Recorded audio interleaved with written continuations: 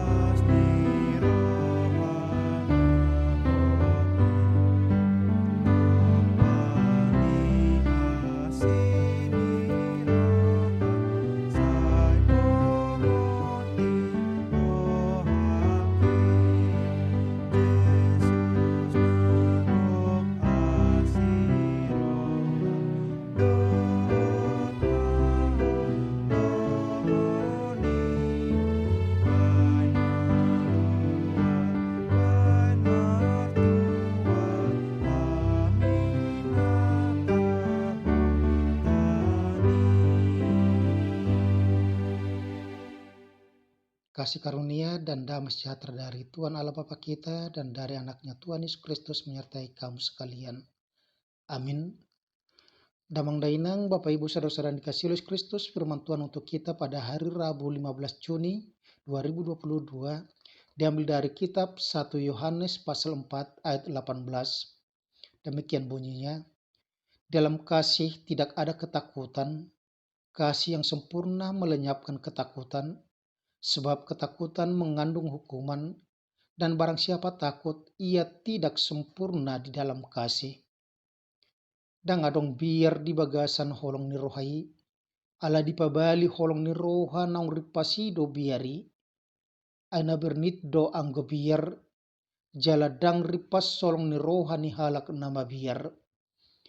Saudara-saudara yang dikasih oleh Kristus damang dainang, ketika manusia jatuh ke dalam dosa, maka dampak dosa yang pertama adalah rasa takut.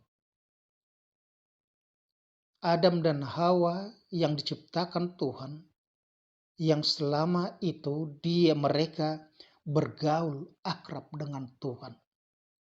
Tetapi ketika Hawa sudah mengikuti bisikan daripada iblis, maka dia melanggar perintah Tuhan dengan memakan buah pohon yang dilarang Tuhan untuk disentuh atau dimakan. Sehingga ketika itu maka mereka menjadi takut. Mereka bersembunyi dari hadapan Tuhan. Dan ketakutan adalah dampak pertama dari dosa. Karena mereka telah takut, mereka telah melanggar perintah, sehingga ketakutan menjadi bagian kehidupan manusia. Pepatah mengatakan berani karena benar, takut karena salah. Di mana kita ketakutan karena kesalahan yang kita perbuat. Dan ketakutan-ketakutan akan hidup ini, ketakutan-ketakutan akan masa depan menjadikan hidup manusia selalu berada dalam suasana yang tidak yakin akan keselamatannya. Tetapi ketakutan kita itu sudah diambil oleh Yesus Kristus melalui kematian dan kebangkitannya. Melalui kenaikan Tuhan Yesus Kristus ke surga, dikatakan bahwa kita sudah menjadi pewaris kehidupan yang kekal. Kita menjadi orang-orang yang sudah diselamatkan dan berhak akan kehidupan yang kekal dalam kerajaan surga.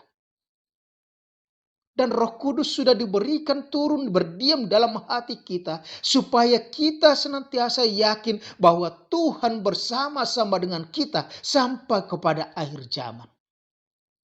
Tetapi sebagaimana dikatakan bahwa tubuh manusia kita ini yang terbuat dari debu tanah, yang rentan dalam bujukan iblis, yang dimana dikatakan bahwa upah dosa adalah maut, kematian. Di mana tubuh kita ini adalah, daging kita ini adalah tubuh yang lemah. Daging kita itu lemah. Walaupun iman kita kuat, roh kita kuat, tetapi tubuh kita adalah tubuh yang fana.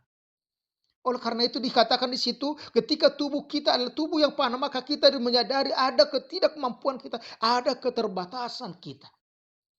Tetapi di situ dikatakan dalam kelemahan kita, Yesus sudah turun. Tuhan mengerti akan kelemahan-kelemahan kita, sehingga Dia disuruh turun ke dunia ini untuk menebus kita sebagai bukti daripada kasih Allah akan manusia yang diciptakannya. Karena Tuhan tidak menginginkan kematian orang fasik dalam kejahatannya, tetapi pertobatannya supaya dia selamat.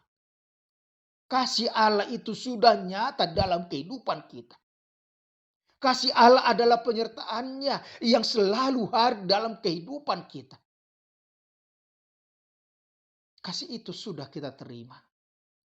Dan itu dikatakan kepada kita dalam kehidupan kita melalui penulis kitab Yohanes. Dikatakan supaya kasih itu dinyatakan dalam perbuatan-perbuatan kita. Kasih itu menjadi dasar tindakan kita berbuat, berpikir, melakukan apapun dalam kehidupan kita. Kasih itu menjadi dasar yang merajut persahabatan kita dalam persekutuan-persekutuan kita dengan orang lain.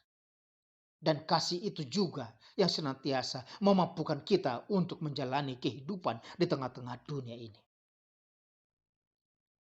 Oleh karena itu kita diingatkan dalam kehidupan kita sebagaimana firman Tuhan pada saat ini. Di dalam kasih tidak ada ketakutan.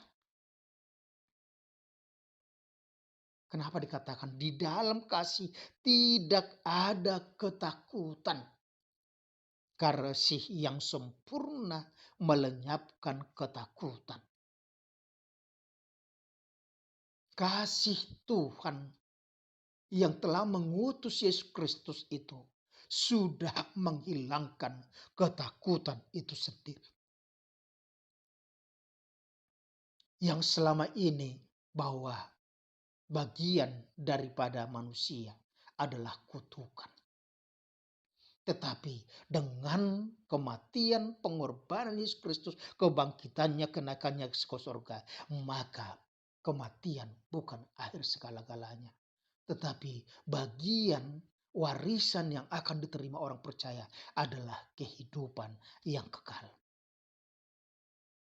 Sebab ketakutan mengandung hukuman, dan barang siapa takut, ia tidak sempurna di dalam kasih.